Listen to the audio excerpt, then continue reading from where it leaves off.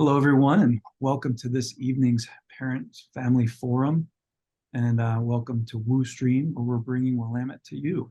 My name is Eric Lasan, and I'm from Parent Engagement, and I really appreciate all of you joining us this evening. Before we begin, let me share a few logistical items. This session will operate much like a webinar. The microphone on your computer will not be active during this meeting. We also have Abby Kale, Senior Associate Director of Parent Engagement, and Sarah Cohen, Assistant Director of Alumni and Parent Engagement, managing production this evening. Throughout this evening's presentation, we'll monitor the Q&A tab at the bottom of your Zoom screen, so please submit your questions as you have them. You can also use the Q&A function if you're having technical difficulties, and Abby or Sarah will do their best to help. This evening's session will focus on key decisions that our students should be thinking about as they move through the rest of this academic year and beyond. So let's begin. I'm excited to introduce our moderator this evening, Cecily McCaffrey. Professor McCaffrey serves as Associate Dean of Curriculum and Student Success. She teaches courses in Asian history with a primary focus on the modern period. Her courses include a 4-semester sequence in Chinese history ranging from the medieval era to the present day, as well as specialized courses in environmental history, war and memory, and popular resistance movements. Her classes emphasize skill building in close reading, critical analysis, and historical writing. So now I'll turn it over to you, Cecily. Thanks so much, Eric, for the kind introduction. Again, I'm Cecily McCaffrey. I use she, her pronouns, and I'm thrilled so many of you are able to join us today. Eric, if we can jump ahead to the next slide, maybe we'll just do a quick overview of the folks who are joining us on the panel today. We've drawn in some student collaborators. Our students are always our best representatives, and so I want to give a special shout out to them. Caitlin Brown will be helping me talk a little bit about curricular decisions relating to declaring a major. We'll next be hearing from Kris Liu in our Office of International Education, and Rebecca May will be sharing some insights from her experiences. And when Heather Kropf speaks about housing, Kayuna Apia will also be able to speak to her own involvement in the Res Life process. So we're going to start off by talking about the academic side of things and kind of key decisions relating to academic progress. So Eric, if you don't mind advancing the slide. Fantastic. So I deliberately titled this slide "The Major and Beyond." A lot of your students are going to be thinking about the major as definitely a key decision that's part of their college education. I'm sure for some of you, your children knew at the moment of birth what they wanted to major in.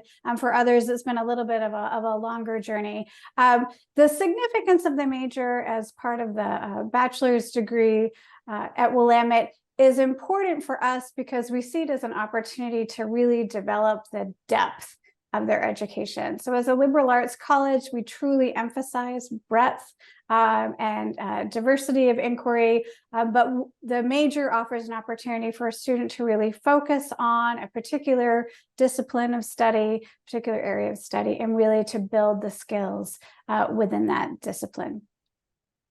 Most students will declare somewhere between the 2nd and 4th semester. Again, we have definitely worked with students who have known really at the moment of application and declare early on, and that's great and that's okay. And then there are some students who were kind of guiding, then nudging, then pushing as they're completing their 2nd year to really commit to at least one major pathway there. At PNCA, most students will declare at the very end of their first foundation year. I'll let Jackson speak to that or correct me a little bit in a minute, but there's a sort of a process of a majors fair where students are able to learn more about the different programs in the Bachelor of Fine Arts program and then really commit. Jackson, you want to jump in and say anything about that process? Yeah, you're absolutely correct, Cecily. Not really any corrections for you, but yeah, at the end of the first year, we have a thing called Majors Week, where all of our students who've been going through a very similar foundation curriculum to each other will declare what area of practice they want to do as their major. So that could be illustration, animated arts, general fine arts, any of our available majors. They all will typically declare that at the end of the first year. Awesome. Fantastic. Here's where I'd like to invite my collaborator, Caitlin, to pipe in. And Caitlin, would you just talk briefly about how did you decide what majors you wanted to choose? That is a great question. So I was originally a psychology major. That was my plan. I knew I was going to go into that the minute I got into college. I took 3 classes. I was like, no, this is not for me. So the first major that I got into when getting rid of my psychology degree or my psychology major was history. And I was really reluctant to take a history class. And then my colloquium advisor was like begging me. She was like, really, take a history class. It's going to be great. And I was like, okay, I guess so. And I took it and I absolutely loved it. And it really it brought back a love that I had for history when I was a kid, but it was extinguished throughout high school. And then I'm a double major. And so my other major is PPLE, which stands for Politics, Policy, Law, and Ethics. And that is just, I've always had an interest in politics. I've always kept my eye on the news. Just was really interested in world events and advocacy programs. And so I declared in that, and that is my second major. Excellent. Thank you. And I promised, well, it was kind of a plant because I pulled in a history major deliberately as a historian myself. But I love Caitlin's story, and also because it emphasizes the role that advisors can play, and sometimes sort of gently suggesting or nudging. Many of you might have students who are in their first semester here at Willamette, and they're in a college colloquium class, and their colloquium professor is actually their advisor. And you do get to know students pretty well in that context. These are small classes. We work with students from the moment of orientation through the fall semester. So sometimes they might have that insight that can just be the nudge that your student might need to find at least one of their passions.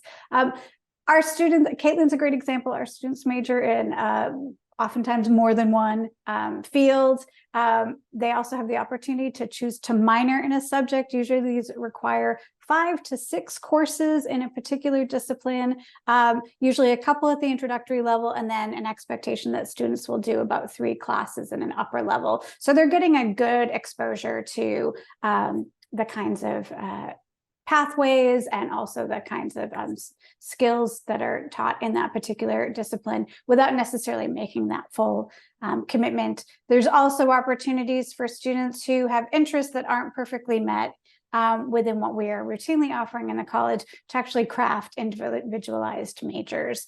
They do that through a kind of formal process of petition and working with folks in our curriculum department to really set a unique pathway for themselves. The last thing that I'd like to mention in that category is our dual degree programs. Many students are interested in things such as the 3-2 BA MBA or the 3+3 BA JD program. And it turns out that Rebecca is actually in the 3-2 MBA. So Rebecca, would you speak just a little bit about kind of how you made that decision to take advantage of that program? Yeah, sure. Well, to start off, it was definitely something I've been looking into since my first year. The program does require a bit of planning because it's almost like you're finishing a little bit earlier, and so that you can finish in 5 years instead of 6. But I really like working with people. My undergrad is in GCS, so Global Cultural Studies and Spanish. And so I really like communicating. And so that's kind of what drew me to the program. It seemed like a really cool opportunity to just stay one more year, but get another degree out of it. And so it's something I really considered, and I had to plan out a bit for it to all work out in my schedule. But definitely I recommend if your student is interested in it or is like thinking about it, because it can require a little bit of planning just to fit all the majors or minors or whatever you choose into your schedule. Thanks, Rebecca. That's great advice. And some of the family members out there do know that your student is interested in this kind of opportunity, our college advisor, this is something that you could just even Google on the Willamette webpage for college advisor. Her name is Jessica Cardinal-Lanier, and she is really great at helping students do that planning that Rebecca is talking about. I also wanted to speak a little bit about things that your students can do to promote their education, sort of in that sense of developing a focus or developing a sort of cohort of related skills. And that's what I'm calling complementary paths. These would include things like internships or practical learning opportunities, summer research. There is a summer collaborative research program in many of the sciences that your students might be eligible to apply for. Also some in-house as well as external grant opportunities that students can take advantage of during the summertime to craft original programs. Or even just finding work either on campus or in the surrounding area to build skills and get more practical experience in the fields that they're interested in. The overarching rule is check your email, because a lot of these things are advertised over email. And I know, trust me, I know it can be a waterfall at times, but this is where students will be seeing these opportunities first advertised.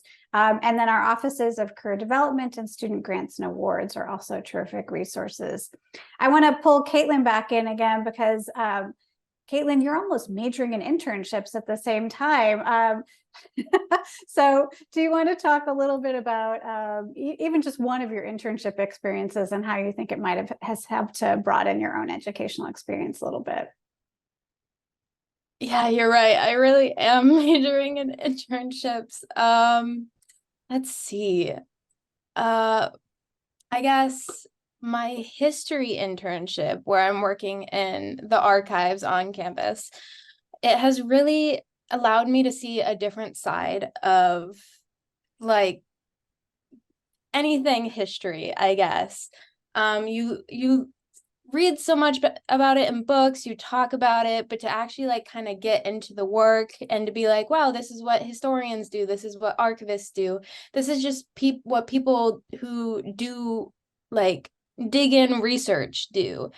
And so it's been like a really eye-opening experience to help better prepare me for the outside world, I guess. And then my other one has really helped me to solidify if I do want to go into the advocacy path of politics and ethics. So they're very useful for learning what path you want to go down and preparing you for the outside work experience.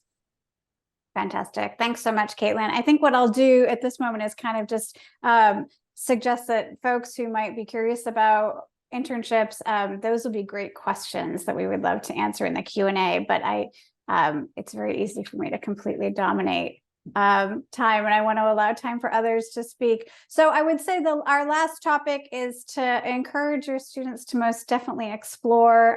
If you've heard me speaking in other forums, this is my constant drum that I like to beat, is I really think that, oftentimes it's those experiences you weren't planning on that open up brand new vistas for you. And I think that's an excellent transition to make.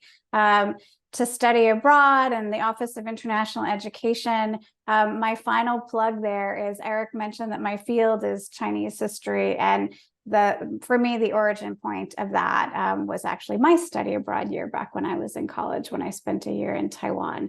But with that, let me hand it off to Kris, our Director of International Education. Thank you, Cecily. I'm going to, I can answer questions and give a little context, but I want to give Rebecca a little bit of time here, because since she is in the MBA program, she has a class at 6 p.m. tonight, so she's going to have to exit. And in terms of the key decisions, that she has made throughout her first 4 years, one of them was to study abroad in Granada, Spain. And also to be an RA for that matter. But maybe you can talk about the process by which you decided to study abroad. Yeah, sure. Thanks, Kris. So I've always been interested in studying abroad. Like when I was picking colleges, like it's always been in the back of my mind. And it was I was a little conflicted during like the pandemic if I really wanted to do it or not, just like logistically. And I ended up deciding to go. Things I was allowed to go, so that was really fortunate. But generally, I wanted to go to like broaden my language skills. So I wanted to go for linguistic reasons. The program I went to was a language immersion program, and so I stayed with the host family. Like everything was in Spanish. Another really cool part that made me decide to go on this program, which for reference is part of the Yalaka Consortium, which is Willamette led this one, but has schools across the Pacific Northwest. And so it's like a cohort of students. And I really liked that support, especially, going to school out of state. Like that was a step for me, but going to school in a new country I've never been to was an even bigger step. And so if you do have a student who's interested in studying abroad, know that there are different levels of support that you can get. For me, it was really helpful because we had tours planned and excursions, and I don't know if I would have been able to see and learn as much as I would have without that kind of support. But there's a fit for everybody, obviously. And I guess looking back, one of the things I really value about my opportunity to go was not only like making connections with new people, but kind of inspiring what I want to maybe do post-grad, which is go back eventually to like even further my linguistic skills and have that kind of sense of independence. People go for all different kinds of reasons, but I never really expected anything to happen after the semester. So if your student ever does want to go abroad, they may want to go back. And so that's something to keep in mind, because it's a really unique experience you can't have in any other kind of setting. And so, yeah, I'm definitely pro abroad. I work at the OIE now, and so I have some experience talking with students about the process and answering questions. And so I'm always open to sharing more about my experience. Thank you very much. Yeah, so you mentioned the consortium, and that is one thing that we've been active doing, is building programs for this consortium of universities in the Pacific Northwest. And that is partly for sustainability reasons, that we can draw students from many schools and keep the program size working, but also it allows us to focus in on very specific types of programs. And we're in the process of creating some more programs. One of them it will start next semester. It's an art semester program in Mexico. I know there's a question in our chat about programs for PNCA students. That program is very much created for PNCA students, but also for art majors and minors. Obviously from Willamette and from the other consortium schools. Another one, you see the other picture there of this chateau in Strasbourg, actually, in the lower left. That one is a program that's designed for students who are interested in studying democratic institutions and citizenship and social change.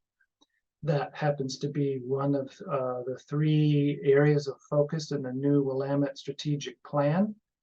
And so part of our contribution to fulfilling that strategic plan is to create these types of programs that have that focus. So that one does. We are in the process of creating one on climate change for our environmental science students and others who are interested in environmental issues and the broad challenge of climate change. That will be in New Zealand. And then, of course, we'll create one for human-centered computing, which is that 3rd area of focus in the strategic plan. Rebecca mentioned a fit for everyone, and that's our approach for helping students study abroad. We have a variety of different program types. So the ones that I've just been talking about are programs that are designed to have a lot of support for the students and to control the kind of challenge that the students encounter. It's because some of our students are best suited for those sorts of conditions to excel in a study abroad context. Other students are perhaps more experienced at living abroad and for a variety of reasons can be challenged more, have a program that has a higher challenge and lower amount of support. These might be exchange programs with international partner universities, where the student just goes over on their own and enrolls in a partner university. Yeah, so and programs in the middle of that spectrum, from high challenge to low challenge. There was another question about when students have study abroad. Typically, yes, it is during the junior year, but it's not limited to that. And we are seeing more and more students apply as first-year students to study abroad their second semester of sophomore year. That's fine. And some students wait and study abroad their first semester of their senior year. That happens too. In addition to all these semester programs, there are summer opportunities. If it's too difficult for whatever reason to participate in a semester program, we can accommodate with summer opportunities. And yeah, the idea is that, you know, Willamette as an institution wants to get our students abroad as part of that liberal arts education. We see the study abroad experience as maybe liberal arts education on steroids. You know, it's intense opportunity to develop all kinds of skills, and of course have exposure to classes that we might not offer here, and especially language learning and that kind of thing. And lastly, to develop intercultural skills that enable students to better engage with cultural others in more effective and appropriate ways. And that serves them very well when they return, to engage with cultural others, whether they are domestic others of various categories or international. It doesn't really matter. Those skills are transferable. Yeah, so I'll be available, of course, for more questions, but I don't want to take up too much time, and I can turn it over to Jodi, I think, at this point. Yeah.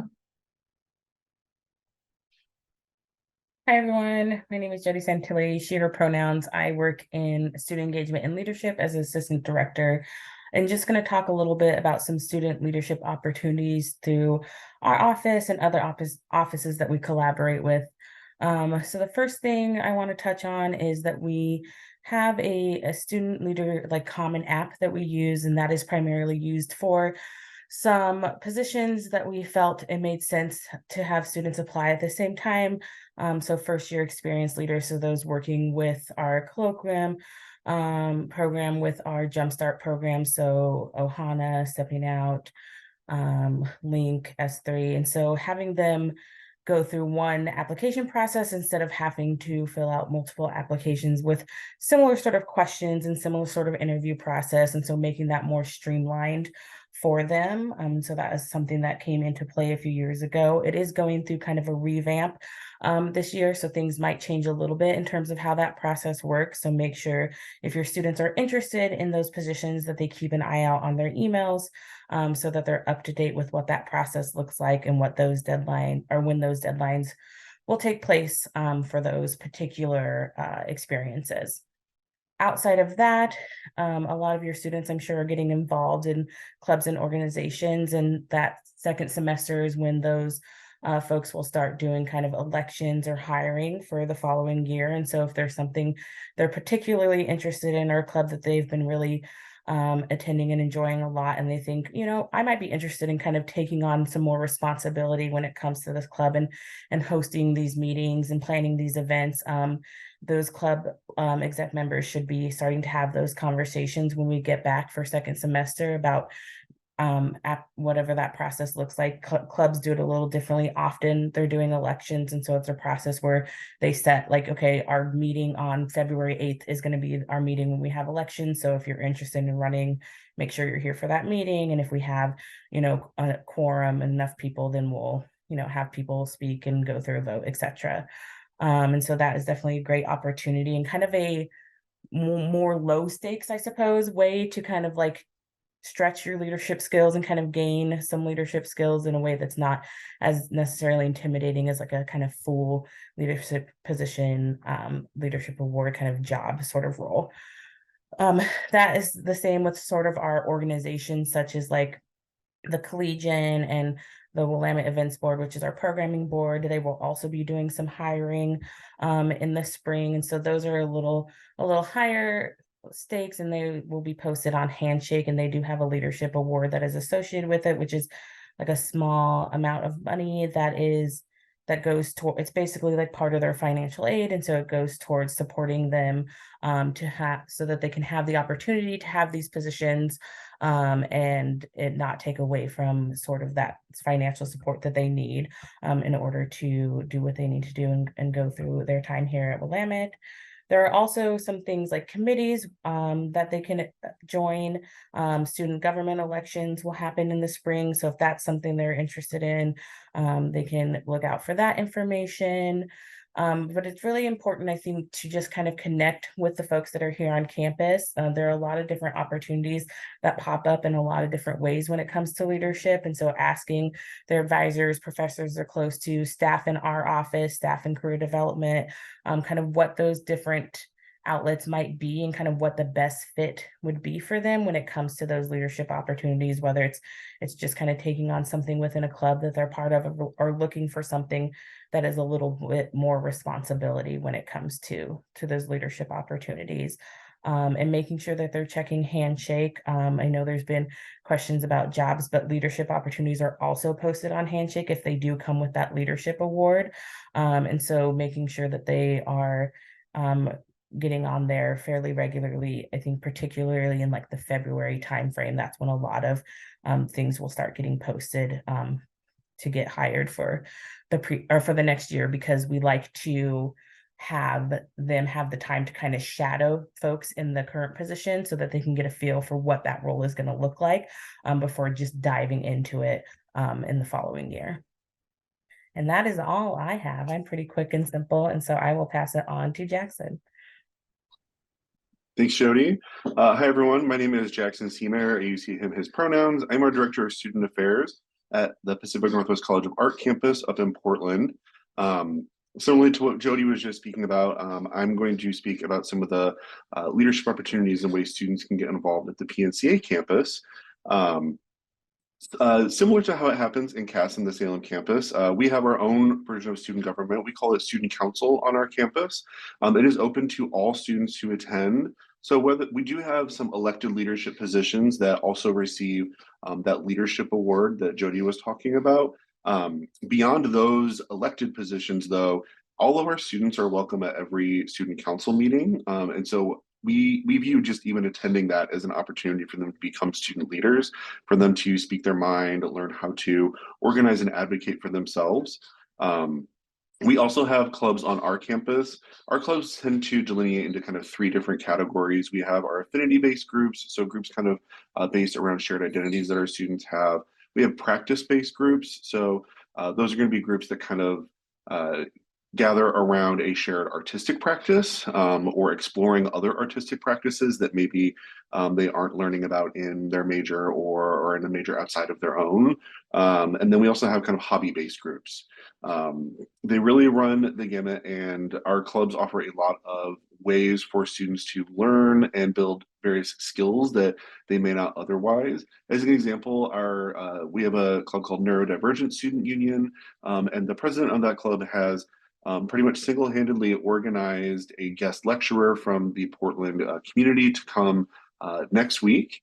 We're very excited. The student sought out all of the various kind of financial things they would need to have, all of the policies and procedures for the university level, and really learned a lot of skills around event planning through that. So All of our clubs do similar kinds of events and programs to that, whether it is something as simple as organizing Dungeons and Dragons night to inviting national poets for a creative writing reading.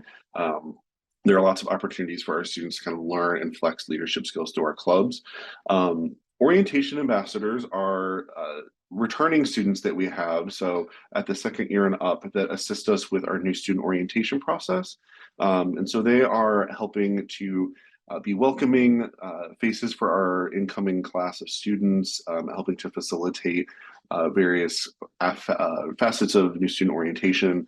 And then there are other work opportunities on campus. Handshake has been mentioned a few times already, but those positions, in addition to being, obviously employment opportunities, provide a lot of ability for our students on our campus to build leadership skills as well. So how to get involved? So for some of these, like the orientation ambassador, that is listed in the same common application that Jodi was referring to. So if your student is interested, as they come back to PNCA and Willamette as a second year student, they'll want to check that out. But for a lot of ours, it's really just about kind of being present on campus. So the way that you can join student council is to attend student council. Those meetings happen every week. We provide free lunch at them because we don't want students to have to choose between their sacred lunch hour and attending a meeting. For clubs, we have an annual clubs fair that happens every fall semester for students to kind of see what clubs we have. We also keep a registry of our clubs posted online as it is constantly changing as students get new and wild ideas for clubs. Handshake again, and then checking in with either their academic advisors or their department heads as well for leadership opportunities that may be happening within their major or their department. Okay, I'm going to go ahead and pass it over to Heather in Residence Life and Housing. Thanks so much, Jackson. My name's Heather. I use she, her pronouns, and I serve as the Director of Residence Life and Housing. I'm so excited to be here. I have a student, Kiona, who's going to share a little bit more about their experience being a resident advisor and a student leader within our department. Starting off first, just to let you all know, we do have a live-on requirement at both our Portland and Salem campus. For our Portland campus, we have a first-year live-on requirement, and for our Salem campus, we have a 2-year live-on requirement. And there's a lot of benefits of why we house students and why we have a live-on requirement. Those who live on campus, they have higher GPAs, they graduate faster, they're retained at higher rates, they have more social connections. There's many benefits of living on campus. And so those are just to name a few of them. Here at our Salem campus for second year students, they are in non-kitchen units. So typically they're in a double occupancy room in Donny, Lausanne, Coneco. So those are where a lot of our second year students live. And we do have options for upper division students in their third, fourth year, and even dual enrolled students in other apartments like university apartments or in Coneco apartments. So just to let you know, we do have options for other students that are in their their third year and above here at our Salem campus. If you are applying to, our applications for applying to live on campus open up in February, and we encourage students to check their WU email address. And next year, we're really excited to enhance our residential communities around themes. So we have 2 themed communities for second year students next year. One is around a STEM major. If students are in the STEM program, they can live with other students who are in a STEM program their second year, and they will share a lobby adjacent to other first year students who are in a STEM community, which is really exciting to get connected with them. And we also have a brand new gender inclusive housing name TBA, but we will also have the same section where second year students can live in a open and affirming community along with a shared lounge and first year students. And these are both in our Coneco A wing. So we're really excited to provide that opportunity for students. We also have other involvement opportunities for students starting their first year with Hall Council. Kiona is going to share a little bit more about that. Kiona serves as our Hall Council advisor for one of our student groups. And we have Residence Hall Association, which are positional student leaders that live in our residence halls. It's our student government within residence halls, and they can be elected into those positions and get a monetary leadership award. here at our Salem campus. And at our Portland campus, we have hall councils as well, which is another involvement opportunity for our students. I'm going to go ahead and pass it over to Kiona, who's been a resident advisor for 2 years, and now this year has elevated student leader position as a community resident advisor and also advising our hall council. So just to share a little bit more about hall councils and why being an RA is awesome. Yeah, well, like Heather said, I'm in my 3rd year working for housing. And my first 2 years as an RA, I had anywhere from 20 to about 40 residents, which is lower than the bigger state schools. And it was really cool because I got to make connections with all of my residents and be kind of the first face in a community, and, you know, boots on the ground, working to make our halls better. So it's a really cool position to be in, and everyone in the housing department is super awesome. And so getting to not only be a leader, but also now be advising hall council is it's really cool. It's put a lot of faith in myself as leader, and I get to be involved with the freshmen, which as a senior is not a super common thing. And yet I know so many people in the freshman class, and I get to work with a lot of them to plan events, and they all have crazy great ideas, and it's so fun. So also tell your kids to join hall councils. Thanks. And I think there's a few questions here. I'm happy to answer those via chat, and I can pass it over to Eric. I think we're doing question and answer time. Is that correct?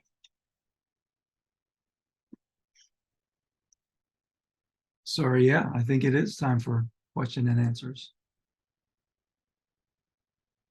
So we can answer some of the ones that are in here live. If they're more general, if they're specific, then our different panelists can go ahead and type the answers directly to our attendees. While we're waiting for other more general questions to come in, is there anything that our panelists realized that they wish they would have said after their turn was passed?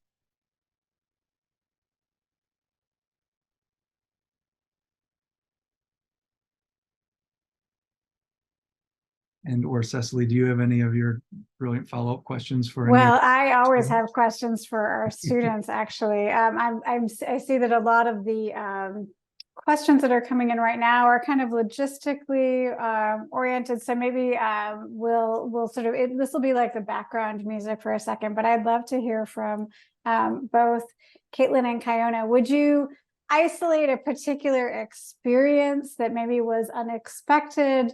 That you feel was really transformative for you. Whoever is feeling motivated to respond can jump in. Yeah, I can talk about career development a little bit. That's a really cool department, and I went to them sophomore year. I'm a biology and environmental science double major.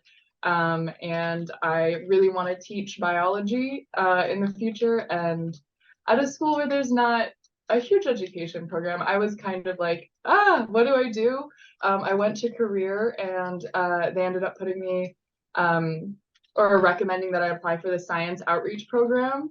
And I got in. I got to do research with Professor David Craig for a summer, and I was a Weber Scholar for a year, which means we go to Bush Elementary, which is like a block away. I also do Tiger Club with them. And even though there's not an education program and I'm not taking like strict education courses, I am gaining so much experience in science outreach and classroom management. I'm also in my 2nd year as a Weber Scholar now. I liked it so much, I just did it again.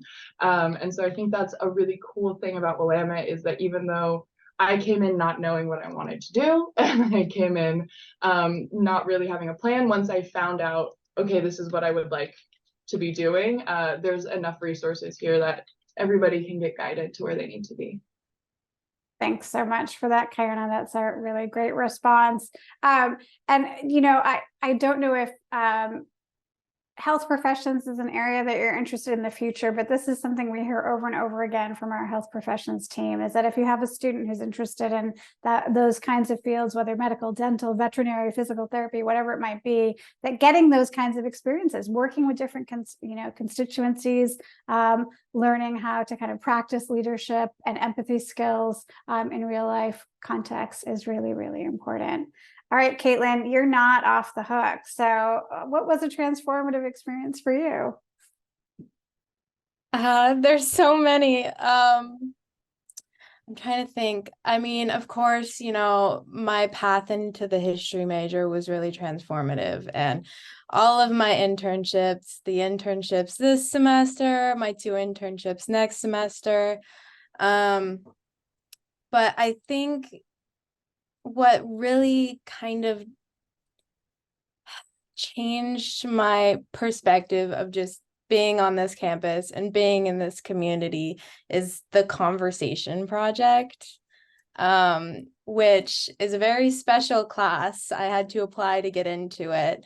And we essentially learn for an entire semester how to have conversations amongst difference in all aspects. And then second semester, we get to put it to work essentially and have an internship and host our own conversation or facilitate our own conversations with whatever community we please or desire to. And so I think that it helped me get into the Willamette community more, because in that class, we learn how to build a community. And so I think that that was a really transformative moment for me, because I felt really lost some of the time.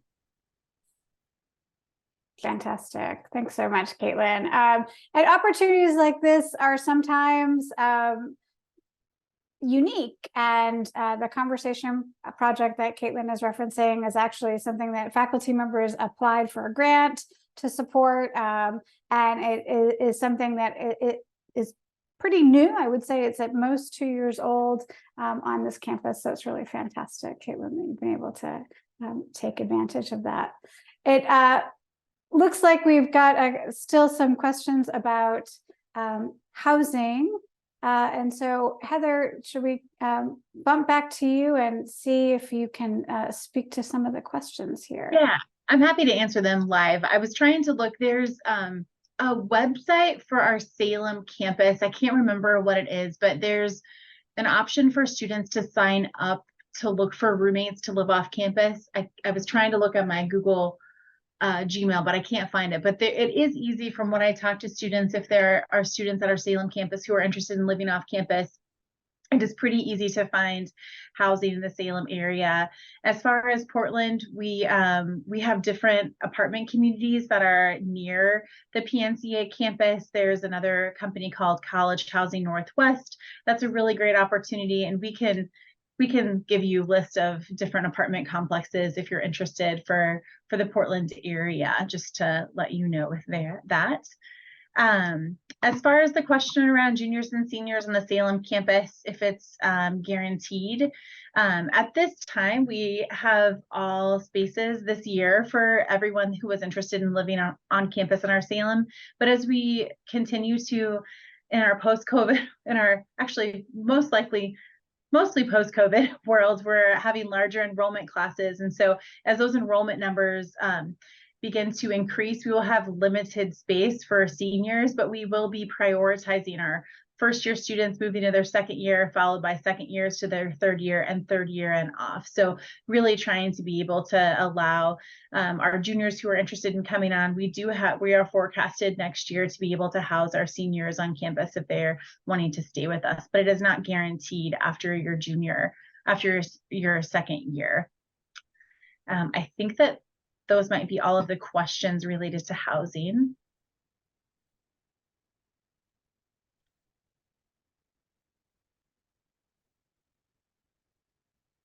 Oh, and also, sorry, there's more questions. I'm sorry. I'm not great at reading the questions here. Students are will students be allowed to keep their same room for next year? We, for those of you who have students who are in their junior or senior year, we have had to modify how we do reapplication for our students. So we have gone through a process in the years past where students could re-up and stay in their current space, but this upcoming year we're not able to do that just because of the influx of students that we have. So we are prioritizing our first year students in second year areas, and then our second years in a third year and fourth year area, apartment style areas. So we have had to modify those processes. So that's something that will be changing for this upcoming year, how we have done applications in the past, just to let you all know that.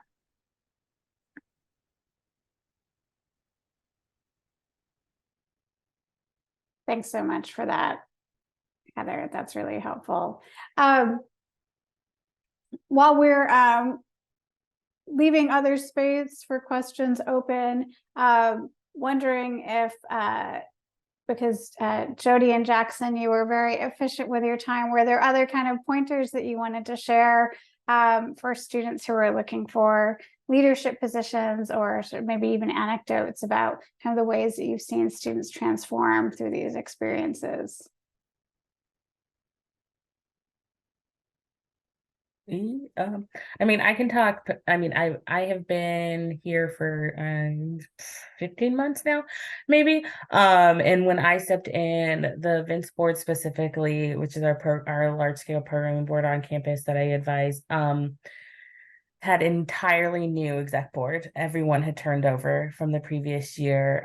They think for a multitude of reasons, trying to program during COVID was frustrating, and the students weren't getting the experience that they wanted out of that. And so coming in with a whole new exec board and me being a brand new advisor, the students kind of had to learn pretty quickly. And I think the president in particular has been incredibly successful, and I think has kind of surprised herself in what she has been able to do to kind of turn around that particular board and the output of programs, both in quantity and I think in quality. And it's been really exciting to see she's getting ready to apply for grad programs, and has asked me to obviously write her a letter of recommendation.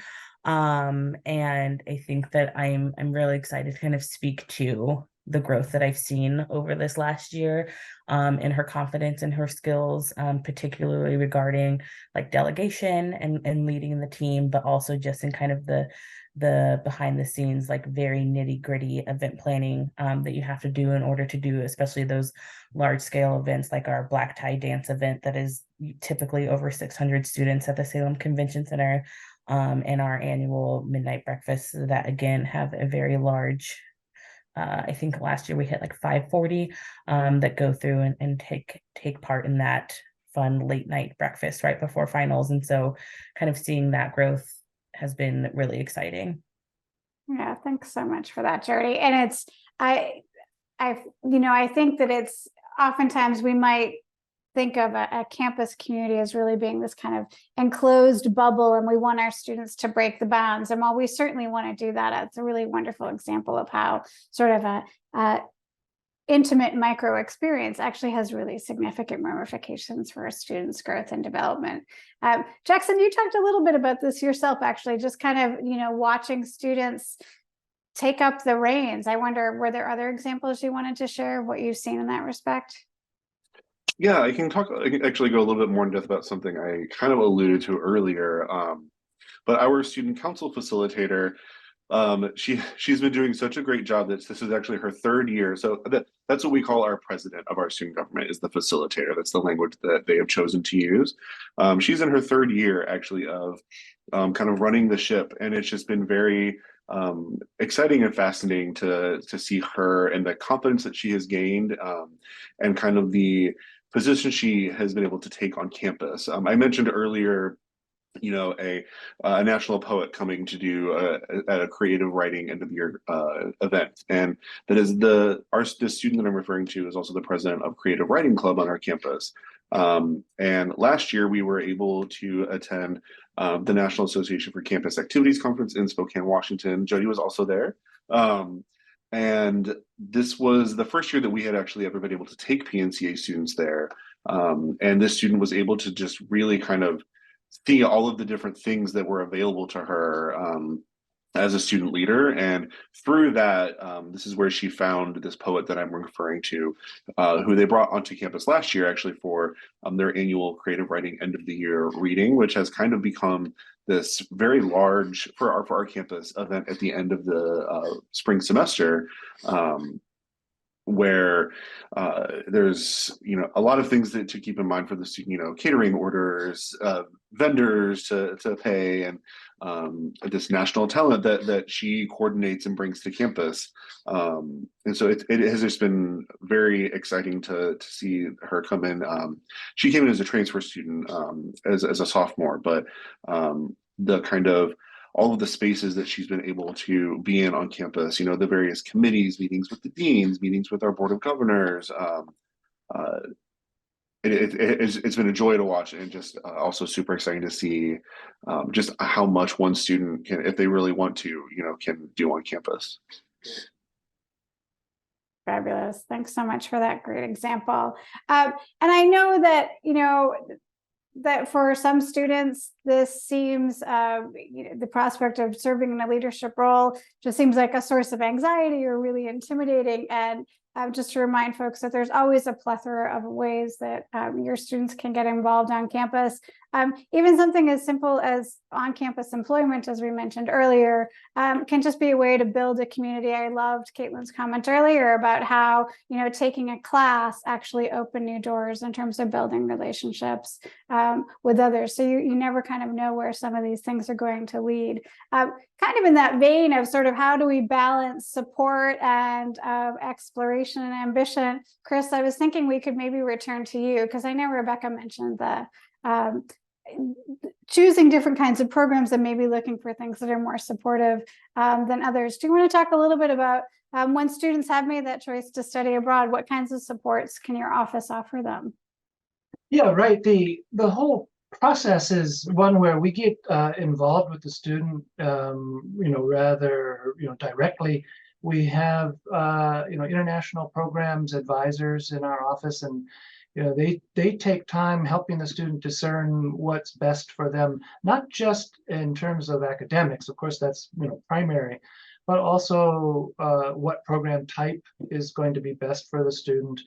We talk about with the student, what are the interests? Are there particular reasons other than the academic reasons that you would want to go to this place or that place, or to this type of program or that type of program? And it takes time. It takes conversation with the student to work it through. And then some students return for a second advising appointment, a third advising appointment. Some students have it down, they know what they want to do and they got it figured out, and that's totally fine too. And so that whole pre-process is one where when we finally do get that application from the student, it's been really well thought through. We make sure that the students are talking to their academic advisors about their plans to study abroad. So they have to actually, we actually have to hear from the academic advisor of the student for the application to be complete. We do that to help with the planning process, but also to ensure that nobody is slowed in their progress to their degree, so that everything counts. All the credit that they earn is going to count in a meaningful way towards finishing within the 4-year time frame. And then, of course, during the program, then there are supports at the study site of varying degrees. As I mentioned earlier, some programs have more support, others less, but our office is continually supporting the students via email, etc., Zoom calls. And of course, the students can easily communicate with their professors back home as well. Like if they want to change classes that they had selected originally, and to make sure that, oh, I don't want to take the class we talked about, I want to take this other one, will that also count for what we had discussed, just to make sure that those things work out well. And then when they return, we are here to support them in their return process, because that can be very challenging for students too. They, when they are here for a couple of years before they study abroad, they know how they fit within the Willamette, what's called a puzzle, and they're a puzzle piece in the whole. And they learned how to, function really well within that. They know their boundaries, etc.